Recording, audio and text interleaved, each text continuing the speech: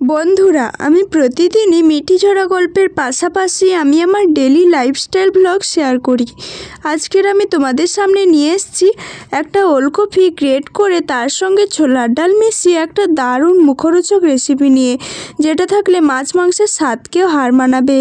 তো চলো ভিডিওটা শুরু করা যাক। আজকের মিঠিঝরা ধারাবাহিকের নতুন আপডেটে দেখা যাচ্ছে যে স্রোতের টাইফয়েড হওয়ার খবরটা ডক্টরদের কাছ থেকে নিশ্চিত হওয়ায় এবার স্রোতের জন্য কান্নায় ভেঙে পড়ল সার্থক। ডক্টররা যখন স্রোতকে চেক আপ করে বেরিয়ে এসে বলতে থাকে, দেখুন আপনার ওয়াইফের টাইফয়েড হয়েছে আর তার যথাসাধ্য ট্রিটমেন্ট আমরা শুরু করে দিয়েছি, এখনই ওনার জ্ঞান ফিরে আসবে, আপনারা চাইলে কিন্তু দেখে আসতে পারেন। এই কথা শোনা মাত্রই সার্থক কান্নায় ভেঙে পড়ে আর বলতে থাকে, ডাক্তারবাবু স্রোত সুস্থ হয়ে উঠবে তো, ওর কোনো কিছু হবে না তো? তখনই ডক্টর বলতে থাকে, আর একটু দেরি করে আনলে হয়তো কোনো বিপদ হতে পারত, কিন্তু এখন উনি একেবারে আউট অফ ডেঞ্জার, তাই ওনাকে নিয়ে আর চিন্তা করবেন না। সার্থক স্রোতের কেবিনে গিয়ে কান্না করতে থাকে আর বলতে থাকে, স্রোত তুমি আমার ডাকে সাড়া দাও, তোমার কখন জ্ঞান ফিরবে স্রোত? অবশেষে স্রোত সার্থকের ডাকে সাড়া দেয়, স্রোতের জ্ঞান ফিরে আসে। আর তখনই সার্থক বলতে থাকে, স্রোত তোমার জ্ঞান ফিরে এসেছে, আমি সেই কখন থেকে অপেক্ষা করছিলাম তোমার কখন জ্ঞান ফিরে আসবে। তখনই স্রোত বলতে থাকে, সার্থক স্যার আপনি এত করে আমাকে ডাকছেন, আপনার ডাকে সাড়া না দিয়ে আমি থাকতে পারি? তখনই সার্থক তার বাবা আর পিসিমণির কাছে ছুটে গিয়ে বলতে থাকে, পিসিমণি বাবা ছুটে আসো, দেখে যাও স্রোতের জ্ঞান ফিরেছে। তখনই সার্থকের পিসিমণি আর তার বাবা স্রোতের কাছে ছুটে আসে আর বলতে থাকে, ভগবান মেয়েটাকে বাঁচিয়ে দিয়েছো, তুই জানিস স্রোত তুই কত বড় কাণ্ড ঘটিয়ে বসেছিস, তোর টাইফয়েড হয়েছে নিশ্চয়ই তুই জানিস, তুই কেন এটা করলি রে? তোর চিন্তায় আমাদের রাতের ঘুম হারা হয়ে গিয়েছিল, আমরা শুধু এটাই ভাবছিলাম তোকে কিভাবে সুস্থ করে তুলবো, আর এরই মাঝে তুই জ্ঞান হারিয়ে ফেললি। তারপর যা কিছু হয়েছে সেটা বাদ দে, তুই এখন কেমন আছিস সেটা বল। এখনই স্রোত বলতে থাকে, এই তো পিসিমণি আমি তো ভালো আছি, আর তোমরা থাকতে আমাকে তোমাদের কাছ থেকে কেউ দূরে নিয়ে যেতে পারবে? এত বড় দুঃসাহস কে দেখাবে বলো তো? এই কথা শোনা মাত্রই সার্থক বলতে থাকে, একদম মাঝে মাঝে কথা তুমি মুখে আনবে না, এরকম মরার কথা মুখে আনছো কেন বলো তো? তুমি কেন মরবে বলো তো? তুমি মরে গেলে আমি কি নিয়ে বাঁচবো? তখনই স্রোত বলতে থাকে, সার্থক স্যার আমাদের কাউকেই মরতে হবে না, আমরা যদি একে অপরের হাত এইভাবে ধরে থাকি তাহলে কেউ আমাদের মারতে পারবে না। মানে সার্থকের পিসিমণি বলতে থাকে, কিছু তো দাদা, ওদের ভালোবাসাটা ওরা দুজনের কাছে প্রকাশ নাই বা করতে পারে, কিন্তু ওরা একে অপরের জন্য কতটা কষ্ট পায়, ওদের ভালোবাসাটা কতটা অটুট, ওদের ভালোবাসায় যেন না কখনো নজর লাগে কারু। ওদিকে ডক্টর বলতে থাকে, আপনার হাজব্যান্ড যথেষ্ট পরিমাণে আপনার জন্য টেনশন করছিল, এরকম হাজব্যান্ড পেয়ে আপনার জীবনে আপনি ধন্য। আপনার হাজব্যান্ড তো আপনার জন্য সব কিছু করতে রাজি, সে যে কতটা টেনশন করছিল যখন আপনাকে হাসপাতালে নিয়ে আসা হয়েছিল, তখন আমরা দেখেছি, আমরা সে কিছুর সাক্ষী। সে তো রাত দিন ভগবানকে ডেকেছে আর বলেছে কখন তোমার জ্ঞান ফিরে আসবে, তাই তাকেই তুমি কৃতিত্ব জানাও। আমরা কিচ্ছু করিনি, সবকিছুই উনিই করেছে, সবকিছু ওনার প্রার্থনায় সফল হয়েছে। তখনই স্রোত বলতে থাকে, আপনি এটা ঠিকই বলেছেন, আমার মতো ভাগ্যবতী কজন বা আছে যে কিনা এরকম একটা বর পায়। ওদিকে রাই ছুটে আসে আর বলতে থাকে, হ্যাঁ রে স্রোত, তুই এতটা কেয়ারলেস কি করে হলি বলতো? তোর এত বড় একটা রোগ বেঁধে গেছে আর তুই আমাদেরকে জানানোর প্রয়োজন মনে করিস নি, সবকিছু ধামাচাপা দিয়ে গেলি। তো বন্ধুরা, এই ছিল মিঠিঝরা ধারাবাহিকের নতুন আপডেট। বন্ধুরা, আমি আজকের আবারও তোমাদের সামনে একটা নতুন রেসিপি নিয়ে হাজির হয়ে গেছি। আজকের আমি তোমাদের সামনে নিয়ে এসেছি একটা ওলকপি আর ছোলার ডাল দিয়ে দারুণ মুখরোচক একটা রেসিপি নিয়ে, যেটা থাকলে মাছ মাংস খাওয়ার কথা সবাই ভুলে যাবে। তো চলো আজকের রেসিপিটা শুরু করা যাক। রেসিপিটা শুরু করার জন্য আমি প্রথমেই এখানে নিয়েছি একটা ওলকপি। ওলকপিটাকে আমি এই যে গ্রেটার, বড় ছিদ্রযুক্ত একটা গ্রেটার নিয়েছি এখানে, এই গ্রেটারের মধ্যে ওলকপিটাকে এখন গ্রেট করে নিচ্ছি। এদিকে দেখো আমি কিছুটা পরিমাণ ছোলার ডাল আগে থেকে ভিজিয়ে রেখেছিলাম। এই রেসিপিটার জন্য ছোলার ডালটা কিন্তু প্রায় 2 থেকে 3 ঘন্টা আগে ভিজিয়ে রাখতে হবে। এখন দেখো ডালটা আমার অনেকটা পরিমাণ নরম হয়ে গেছে। আমি এদিকে একটা মিক্সার পাত্রে এই ডালটাকে নিয়ে নিচ্ছি, আর এখন আমি জল ছাড়া এটাকে পেস্ট করে নেব। যদি জলের প্রয়োজন হয় তাহলে অল্প জল দেবে। আর এদিকে দেখো আমি আগে থেকে কিছুটা পরিমাণ বাদাম ভেজে রেখেছিলাম, বাদামটার এখন ছাল ছাড়িয়ে নিচ্ছি। এখন দেখো এই যে ওলকপিগুলো আমি গ্রেট করে নিয়েছি, এখান থেকে কিন্তু অনেক জল বেরোচ্ছে, কিন্তু আমি জলগুলোকে ফেলে দেব না, এই ওলকপি সহ জলটাকে আমি রান্না করব।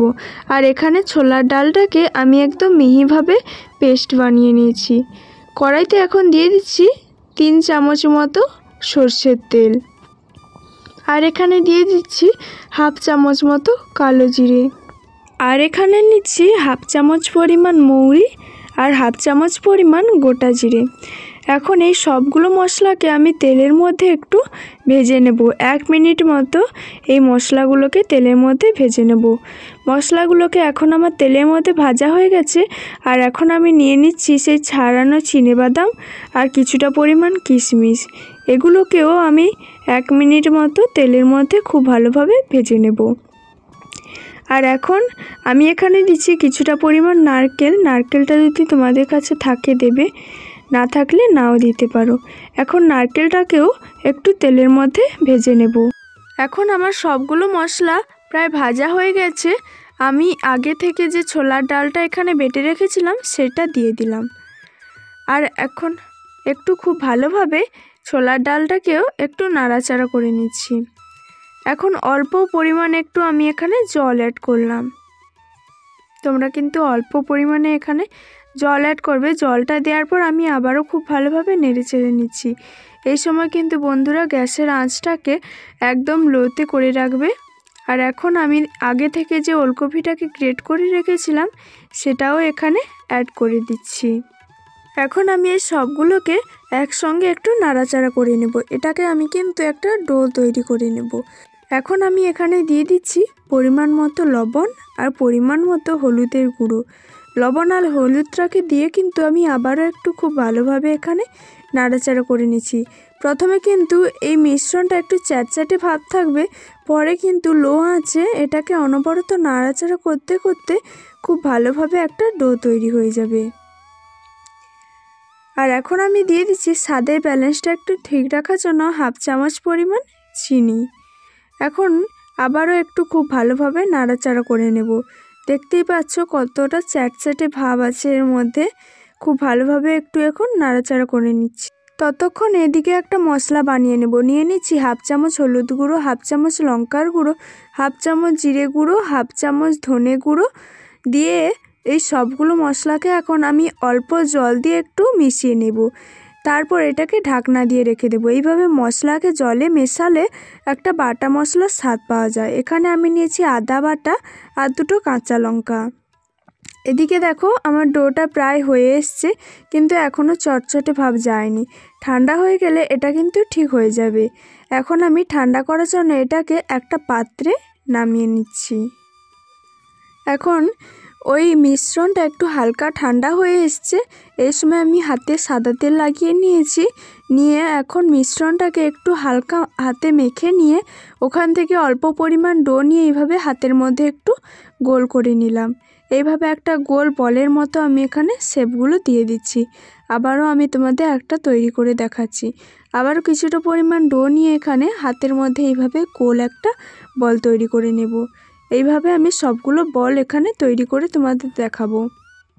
এখন কিন্তু আমি বলগুলো তৈরি করার মাঝে চলে এসেছি এখানে কড়াইতে সর্ষের তেল দেব, কারণ এই সর্ষের তেলে আমি যে ওলকপির বলগুলো তৈরি করছি সেগুলো ভাজবো। এখন দেখো সবগুলো বল আমার তৈরি হয়ে গেছে, আর আমি এগুলোকে এখন একটা পাত্রে তুলে নিচ্ছি। দেখো সবগুলো বল আমি তৈরি করে নিয়েছি। এদিকে কড়াইয়ের যে তেলটা আমি আগে থেকে বসিয়ে রেখেছিলাম সেটা কিন্তু খুব ভালোভাবে গরম হয়ে গেছে। এখন এই বলগুলোকে আমি একটা একটা করে এখানে ছেড়ে দেব। এগুলোকে কিন্তু হাই হিটে একদম ভাজা যাবে না, লো আঁচে ভাজতে হবে। আর লাল লাল করে দেখো এখন আমি ভেজে নিয়েছি, একদম লো আঁচে করবে। আর এই রকম ছাঁকনিতে একটা তুলে নিচ্ছি যাতে উপরন্তু তেলগুলো পড়ে যায়। আবারও আমি বাকি যেগুলো ছিল সেগুলো ভেজে নিচ্ছি। এগুলো কিন্তু ওলকপির কোপ্তা, আমি এগুলোকে ওলকপির কোপ্তা নামে দিয়েছি। এখন দেখো আমার সবগুলো ভাজা হয়ে গেছে। এদিকে আমার কড়াইতে এখনও অনেকটা পরিমাণ তেল আছে। এত তেলে কিন্তু আজ আমি রান্না করব না, তেলটা কমিয়ে নিলাম। নিয়ে নিচ্ছি একটা দারচিনি আর লবঙ্গ আর দুটো তেজপাতা। এটাকে তেলের মধ্যে একটুখানি হালকাভাবে ভেজে এখন আমি গ্রেভির জন্য নিয়ে নিচ্ছি 1/2 চামচ পরিমাণ গোটা জিরে। জিরেটাকেও তেলের মধ্যে একটু নাড়াচাড়া করে নেব। এখন আমি নিয়ে নিচ্ছি 1 চামচ পরিমাণ আদা বাটা। আদাটাকেও তেলের মধ্যে নাড়াচাড়া করে নেব যতক্ষণ না আদার কাঁচা গন্ধটা এখান থেকে যাচ্ছে। তো এই সময় কিন্তু গ্যাসের আঁচটা একদম লোতে করে রাখবে বন্ধুরা। এখন আমি নিয়ে নিচ্ছি ঝালের জন্য 2 কাঁচা লঙ্কা। এখন দেখো বন্ধুরা, সবগুলো মশলাকে আমি তেলের মধ্যে খুব ভালোভাবে ভেজে নিয়েছি। এখন আমি এখানে অ্যাড করছি 2 চা চামচ পরিমাণ টমেটো সস।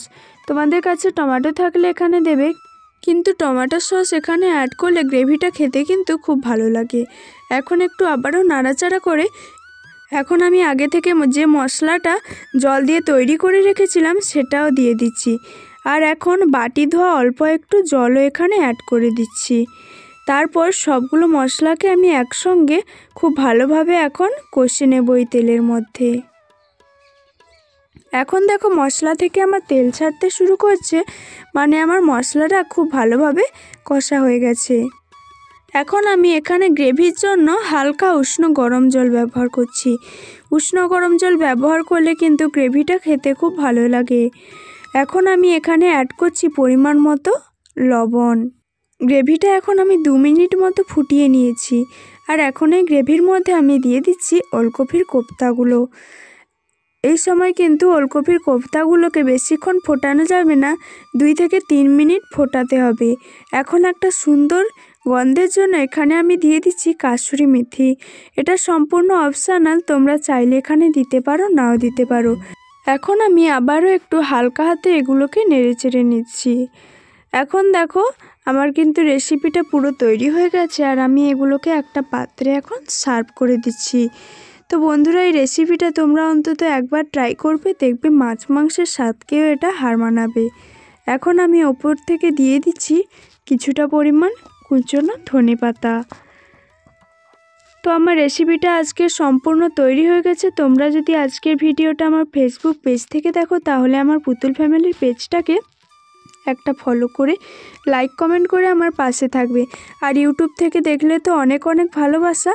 আজকের ভিডিওটা এই পর্যন্ত, এখনকার মতো বিদায় নিচ্ছি, টাটা।